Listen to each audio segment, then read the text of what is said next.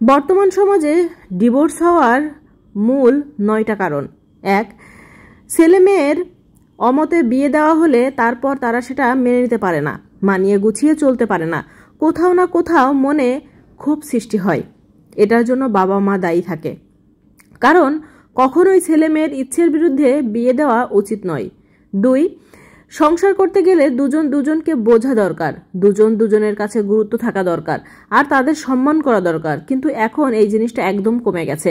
3, এখন মানুষজন সোশ্যাল মিডিয়াকে বেশি সময় দিচ্ছে নিজের প্রিয় মানুষদের থেকে, আর সোশ্যাল মিডিয়া থেকে অনেক কিছুই নিজের মনে এক্সপেকটেশন তৈরি হচ্ছে, যেগুলো হয়তো না পেলে কোথাও না কোথাও একটা সমস্যা সৃষ্টি করছে। আর 4, পরকীয়ার কারণে মানুষের চাহিদা এতটাই বেড়ে যাচ্ছে যে নিজের পার্টনারকে অনেক সময় গুরুত্ব না দিয়ে অন্যদের বেশি গুরুত্ব দিয়ে ফেলা, তারপর পরকীয়ায় জড়িয়ে পড়া, সংসারে অশান্তি শুরু হওয়া, এটাও একটা গুরুত্বপূর্ণ কারণ।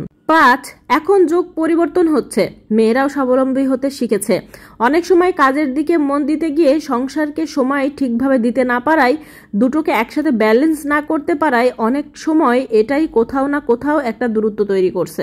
6, কিছু মেয়ে ইনকাম করতে শিখে গেলে তখন নিজেরটাই ভাবে, যে আমি ইনকাম করছি মানে আমি সবকিছুই আমি বড়, নিজেকে বড় মনে করা, এটাও একটা বিচ্ছেদের কারণ। 7, ধৈর্য শক্তি কম থাকা, যা এখনকার জেনারেশনে চলে এসেছে। একটু কোনো সমস্যা হলেই সেখান থেকে মানুষজন বেরিয়ে আসতে চায়, নিজের মতো বাঁচতে চায়, তাই সংসার করতে গেলে অবশ্যই ধৈর্য শক্তি থাকা দরকার। 8, পরিবার থেকে মানসিক চাপ সৃষ্টি করা, অনেক সময় অনেক মেয়েকে অনেক সমস্যার সম্মুখীন হতে হয়, যা সীমা ছাড়িয়ে যায়, তখন একটা মেয়ে বাধ্য হয়ে সেখান থেকে বেরিয়ে আসতে চাই। আর 9, অতিরিক্ত চাহিদা, অতিরিক্ত চাওয়া পাওয়া, স্বামী স্ত্রীর আনুগত্য না থাকা, সেলফ ডিপেন্ডেন্ট মনে করে নিজের ইচ্ছের মতো যা ইচ্ছা তাই করা, অন্যদেরকে প্রাধান্য না দেওয়া।